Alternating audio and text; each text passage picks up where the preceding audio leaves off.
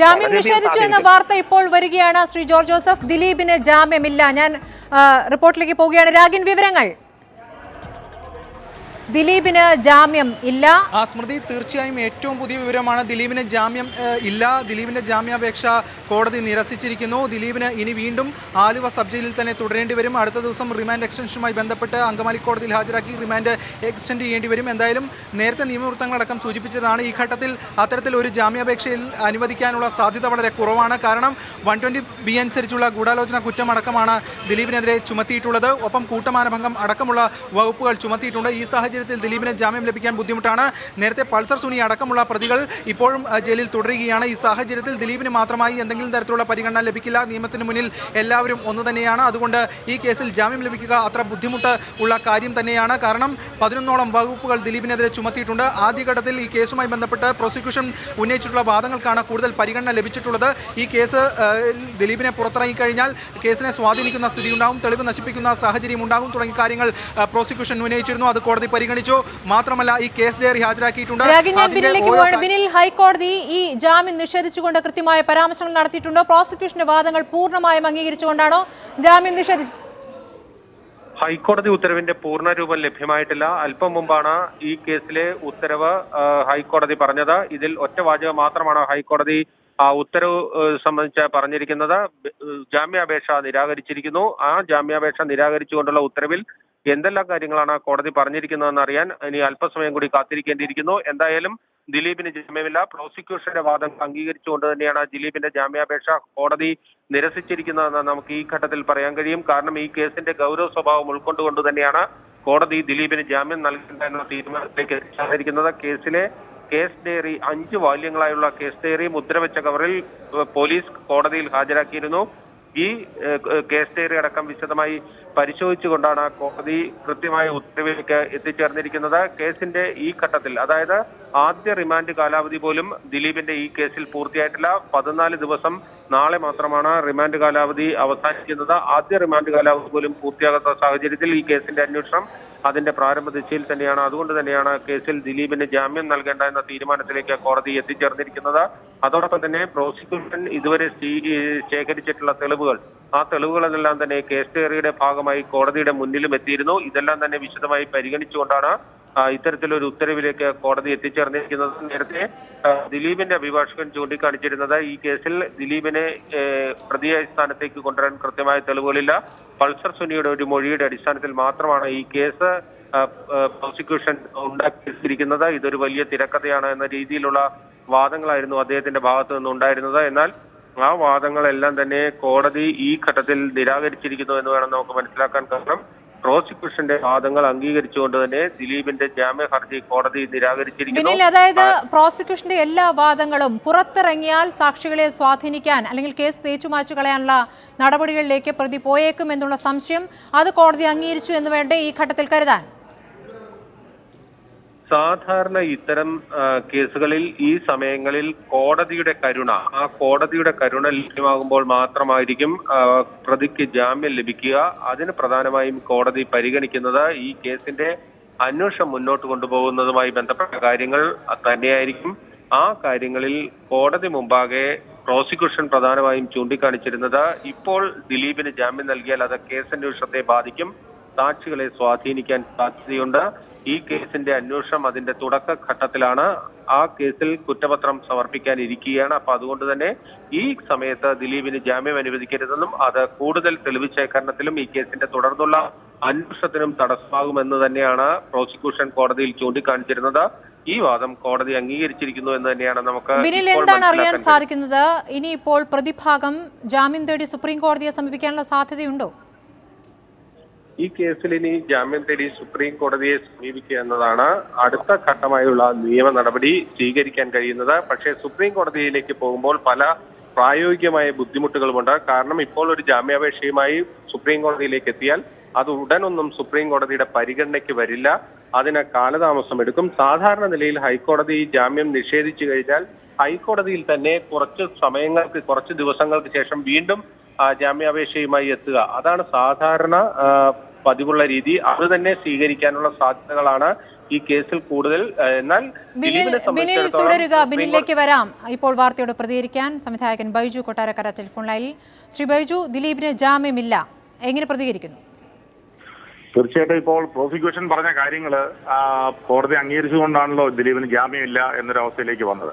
അത് എനിക്ക് തോന്നുന്നു അത് കേസിന്റെ ഒരു സത്യസന്ധമായ ഒരു അന്വേഷണത്തിലേക്കാണ് കാര്യങ്ങൾ പോകുന്നത്. അതുകൊണ്ട് തന്നെയായിരിക്കാം കോടതി അത് മനസ്സിലാക്കിയതുകൊണ്ടായിരിക്കാം ചിലപ്പോൾ ദിലീപിന് ജാമ്യം കിട്ടാതെ പോയത്. അന്വേഷണം പൂർത്തിയാകാത്ത ഘട്ടത്തിൽ ഇപ്പോൾ ജാമ്യമില്ല എന്നാണ് കോടതി വ്യക്തമാക്കിയിരിക്കുന്നത്. അതായത് പ്രധാനപ്പെട്ട പലരും ഇനി അറസ്റ്റിലാവാനുണ്ട്, അപ്പുണ്ണി അടക്കം.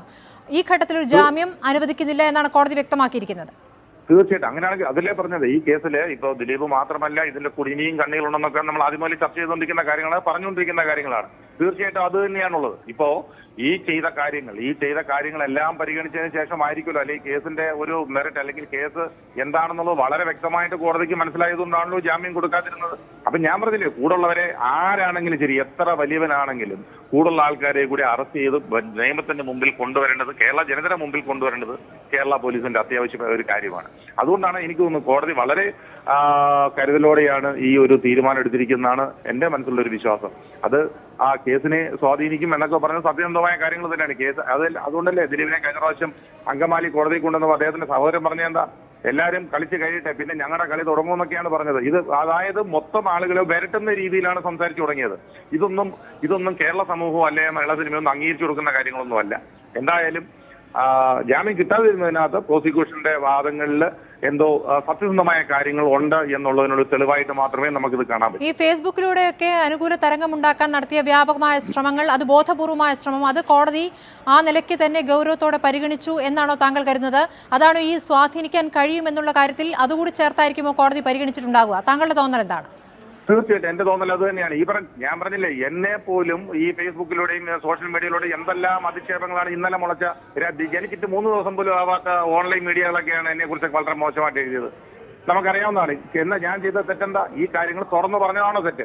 അത് ഇനിയും പറയും. അത് ഏത് ഫേസ്ബുക്ക് എഴുതിയാൽ നമ്മൾ പറയാനുള്ളത് പറഞ്ഞിട്ടേ പോകും. അതൊക്കെ എന്റെ ഒരു സ്വഭാവമാണ്. ഈവൻ PC ജോർജ് പോലെ ഇത്തിരി മുമ്പേ പറഞ്ഞെന്താ, ഈ PC ജോർജൊക്കെ അദ്ദേഹത്തെ ഒരു നല്ല നേതാവായിട്ട് കണ്ടിരുന്ന ഒരാളാണ് ഞാനൊക്കെ. പുള്ളിയൊക്കെ ആർക്ക് വേണ്ടിയാണ് ഈ കുടപിടിക്കുന്നത്? കുറച്ച് മുമ്പേ പറയുന്നത് പുള്ളി ആരിലേക്കോ ഇത് മാറ്റിക്കൊണ്ട് പോകാനുള്ള ശ്രമങ്ങളൊക്കെ നടന്നു. മമ്മൂട്ടിയുടെ സാമ്പത്തിക സ്രോതസ് അന്വേഷിക്കുക, മോഹൻലാലിനെ അന്വേഷിക്കുക, എന്തൊക്കെ പറഞ്ഞുകൊണ്ടിരിക്കുക. ആ കേസ് എന്താ, ഈ കേസ് എന്താ, അല്ലെങ്കിൽ ആ സാമ്പത്തികവും ഇതുമായിട്ടുള്ള ബന്ധം എന്താ? അതൊന്നും അല്ല വേണ്ടത്. ഇവിടെ ഈ കേസിനെ കുറിച്ചുള്ള അന്വേഷണത്തെ കുറിച്ച് സംസാരിക്കുമ്പോൾ പുള്ളിയും ഇങ്ങനെ വേറെ രീതിയിൽ ദിലീപിനെതിരെ ഞങ്ങൾ തെരുവിലിറങ്ങാൻ വരെ തയ്യാറാണെന്ന് പറഞ്ഞ ആളാണ് പിന്നെ PC ജോർജ്.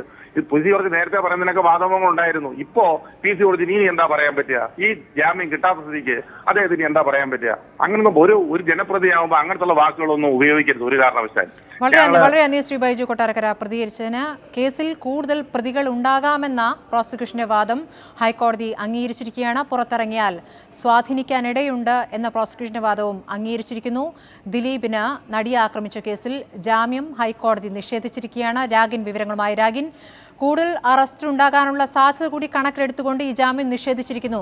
നേരത്തെ പറഞ്ഞു കേട്ടിരുന്നത് അപ്പുണ്ണിയുടെ അറസ്റ്റിന് മുമ്പ്, അതിനു മുൻപ് ജാമ്യം എങ്ങനെയെങ്കിലും നേടിയെടുക്കുക എന്നുള്ളതാണ് ദിലീപിനെ സംബന്ധിച്ച പ്രധാനമായ കാര്യം എന്നുള്ളത്. ആ നിലയ്ക്ക് കാര്യങ്ങൾ എത്തിയില്ല എന്നുള്ളത് പ്രോസിക്യൂഷന്റെ വലിയ വിജയമല്ലേ? തീർച്ചയായും പ്രോസിക്യൂഷൻ ഈ കാര്യങ്ങളാണ് പ്രധാനമായും കോടതിയിൽ ഉന്നയിച്ചത്. നിലവിൽ ഈ കേസിൽ 11 പ്രതികളാണ് ഉള്ളത്.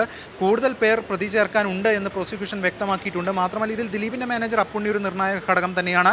കാരണം എല്ലാ ഗൂഢാലോചനയിലും നിത്യസാന്നിധ്യമായിരുന്നു ദിലീപിൻ്റെ മാനേജർ അപ്പുണ്ണി എന്ന് പ്രോസിക്യൂഷൻ പറയുന്നു.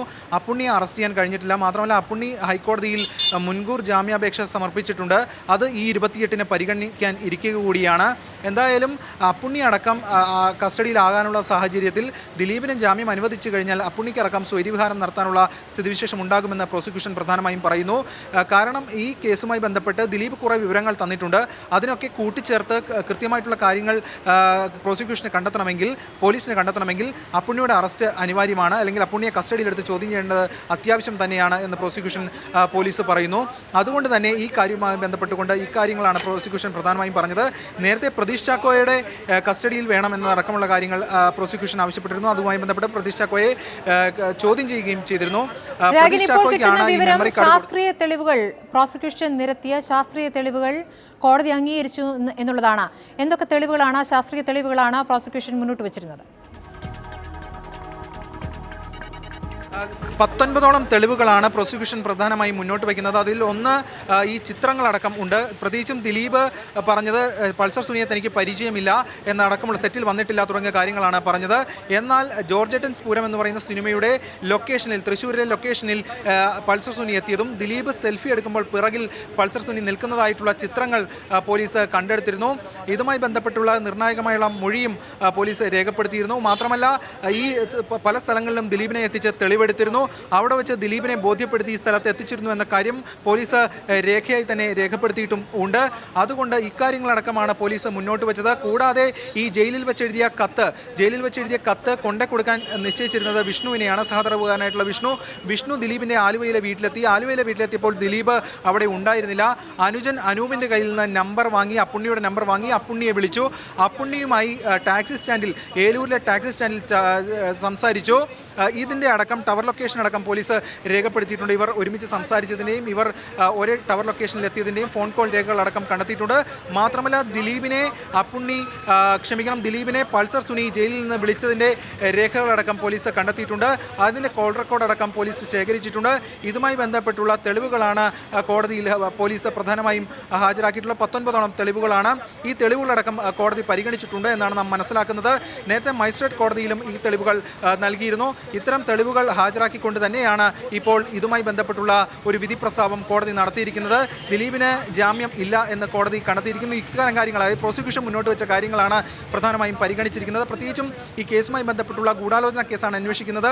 അതിൻ്റെ ഒരു അന്വേഷണം ഒരു പ്രാരംഭഘട്ടത്തിൽ തന്നെയാണെന്ന് ഈ ഘട്ടത്തിൽ പറയാൻ കഴിയും. കാരണം ദിലീപ് ഇതിന്റെ ഗൂഢാലോചനയിൽ നേരിട്ട് പങ്കെടുത്തു എന്ന് പ്രോസിക്യൂഷൻ പറയുന്നു. പക്ഷേ അതുമായി ബന്ധപ്പെട്ടുള്ള വിവിധ കണ്ണികളെ തെളിവുണ്ടെന്ന് കോടതി പറഞ്ഞിരിക്കുന്നു. ക്രൂരമായ കുറ്റകൃത്യമാണ് നടന്നതെന്ന് കോടതി പറഞ്ഞിരിക്കുന്നു. ഹൈക്കോടതിയുടെ പരാമർശങ്ങൾ പുറത്തുവരികയാണ്.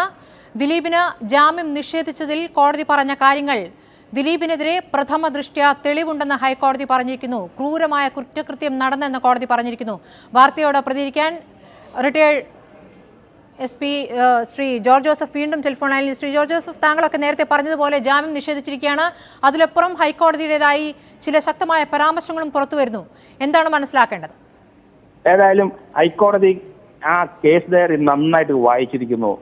ആ പോലീസ് എവിടെ നിൽക്കുന്നു, എന്താണ് തെളിവെന്ന് ഹൈക്കോടതിക്ക് ബോധ്യമായി. പ്രഥമ ദൃഷ്ടിയ കേസുണ്ടെന്ന് ഹൈക്കോടതി പറഞ്ഞു കഴിഞ്ഞു. ഇത്ര ക്രൂരമായ ഒരു ക്രൈമാണെന്നും ഹൈക്കോടതി പറഞ്ഞില്ല. അപ്പം അതിൽ നിന്ന് നമ്മൾ മനസ്സിലാക്കേണ്ടത് പോലീസിന്റെ കേസ് ഡയറിയിലെ ചാനലിലും പത്രങ്ങളിലും വരാത്ത എവിഡൻസുകൾ ധാരാളം ലഭിച്ചിട്ടുണ്ട്. അത് പ്രധാനമാണ്. ശ്രീ ജോർജ് ജോസഫ്, പുറത്തേക്ക് പോലീസ് വിടാത്ത കൃത്യമായ തെളിവുകൾ കോടതിയിൽ എത്തിച്ചിരിക്കുന്നു എന്നീ ഘട്ടത്തിൽ കരുതേണ്ടി വരില്ലേ? തീർച്ചയായിട്ടും അത് തന്നെയാണ്. അതാ ഞാൻ പറഞ്ഞ ഒരു 3 വോളിയമാണ് ആ കേസ് ഡയറി. ആ 3 വോളിയത്തിനകത്തും 120B എന്ന് പറയുന്ന ആ ഗൂഢാലോചന മാത്രമേ ഉള്ളൂ ദിലീപിന്റെ ഭാഗത്ത്. അതിനുള്ള തെളിവുണ്ടോ എന്ന് മാത്രമേ, മറ്റുള്ള സെക്ഷന്റെ ഒന്നും പൾസർ സുനിക്ക് വരുന്ന മറ്റെല്ലാം പിന്നീട് ചാർജ് കൊടുക്കാൻ മാത്രമേ ഇദ്ദേഹത്തിനെ ബാധിക്കുള്ളൂ. ഇപ്പം കോടതി നോക്കുന്നത് ഗൂഢാലോചന 120B മാത്രമേ നോക്കുന്നുള്ളൂ. അതിലേക്ക് നയിക്കാൻ ഒരു 5 ഗ്രാം അല്ല ഒരു 10 ഗ്രാം തെളിവ് മതി, 100 ഗ്രാം വേണ്ട, 10 5 മതി. ഏതായാലും കോടതി അത് മുഴുവൻ കണ്ടെത്തിയിരിക്കുന്നു. അതിന്റെ റിലയബിലിറ്റി കോടതിക്ക് മനസ്സിലായി. നിഷ്ഠൂരോ പ്രഥമ നിഷ്ഠയാൻ കേസുണ്ടെന്ന് കഴിഞ്ഞാൽ ഇനി തീർന്നു. ഇനി നമുക്ക് അദ്ദേഹത്തിന് ജാമ്യം കിട്ടുന്ന കാര്യം വളരെ ബുദ്ധിമുട്ടാണ്. ഈ പരാമർശങ്ങളുടെ പശ്ചാത്തലത്തിൽ താങ്കൾ നേരത്തെ പറഞ്ഞത് സുപ്രീം കോടതിയിൽ പോകാതിരിക്കുന്നതാണ് നല്ലതെന്ന് താങ്കൾ ഒരു ഉപദേശമായി പറയുകയുണ്ടായി. അത് തന്നെ നിയമവൃത്തങ്ങളും പറയുകയാണ്, സുപ്രീം കോടതിയിൽ പോയാൽ ജാമ്യം ലഭിക്കാനുള്ള സാധ്യത കുറവാണ്. പ്രത്യേകിച്ച് കോടതിയുടെ ഈ ശക്തമായ പരാമർശങ്ങൾ അതുകൂടി സുപ്രീം കോടതി പരിഗണിക്കില്ലേ? തീർച്ചയായിട്ടും ലോവർ കോടതിയും ഹൈക്കോടതിയും പറഞ്ഞ കാര്യങ്ങൾ അപ്പുറത്തോട്ട് ഇനി സഞ്ചരിക്കാൻ പറ്റൂല. കാരണം അത് അതേപടി രണ്ടു കൂട്ടരും വളരെ കൂലങ്കഷമായിട്ട് ഇത് പരിശോധിച്ച് കഴിഞ്ഞതാണ്. സുപ്രീം കോടതിയിൽ ഒരു ജാമ്യത്തിന് ഇനി അഡ്മിറ്റ് ചെയ്യാൻ ബുദ്ധിമുട്ടാണെന്നാണ് എന്റെ വ്യക്തിപരമായ അഭിപ്രായം. അപ്പോൾ താങ്കൾ നേരത്തെ മുൻപ് ഈ വിഷയവുമായി ബന്ധപ്പെട്ട് എടുത്തിരുന്ന നിലപാട് അത് മുഴുവനായും മാറ്റേണ്ടി വരും. കാരണം പോലീസ് ഇക്കാര്യത്തിൽ വളരെ ബുദ്ധിപൂർവമായി പെരുമാറിയിരിക്കുന്നു. കാര്യങ്ങൾ മുഴുവൻ പുറത്തേക്ക് വിടാതെ കൃത്യമായ തെളിവുകൾ കോടതിയിലേക്ക് എത്തിക്കുക, അതിലപ്പുറം മാധ്യമങ്ങൾക്ക് പോലും നൽകാതെ ഒരു പ്രതികരണം പോലും നടത്താതെ കൃത്യമായ തെളിവുകൾ പോലീസ് ശേഖരിച്ചു എന്ന് ഈ ഘട്ടത്തിൽ കരുതേണ്ടേ? അങ്ങനെയെങ്കിൽ പോലീസിനെ താങ്കൾ അഭിനന്ദിക്കൂ. തീർച്ചയായിട്ടും പോലീസിനെ അഭിനന്ദിച്ചോളൂ. കാരണം VIP വലിയ വലിയ ആൾക്കാർ വരുംതോറും പോലീസ് കുറച്ചുകൂടെ സ്ട്രോങ് ആവും, വളരെ കോൺഫിഡന്റ് ആയിട്ട് നീക്കുള്ളൂ. എന്ത് എക്സലന്റ് ആയിട്ട് പോലീസ് അതിൻ്റെ അകത്ത് വർക്ക് ചെയ്യും. എനിക്ക് അവരെ അഭിനന്ദിക്കാതിരിക്കാൻ ഒക്കില്ല. ബെഹ്റ ഉൾപ്പെടെ താഴോട്ട് ബിജു പൗലോസ് വരെയുള്ളവര് ഇങ്ങനെയാണ് പോലീസ് അന്വേഷണം മുന്നോട്ട്. എന്തായിക്കോട്ടെ തെളിവ് പോലീസിന്റെ എത്ര വീക്ക് ആയിക്കോട്ടെ അത് വെളിയിലോട്ട് കൊടുക്കാതെ അത് കേസ് കയറി മുഴുവൻ ചുറ്റിട്ട് അത്യാവശ്യമുള്ളതും ലോവർ കോടതിയിലും ഹൈക്കോടതിയിലും ആർഗ്യുമെന്റ് സമയത്ത് ബാക്കി ഇതിനകത്തുണ്ടെന്ന് പറഞ്ഞ് കൊടുത്തത് എക്സലന്റ് പോലീസ് വർക്കാണ്.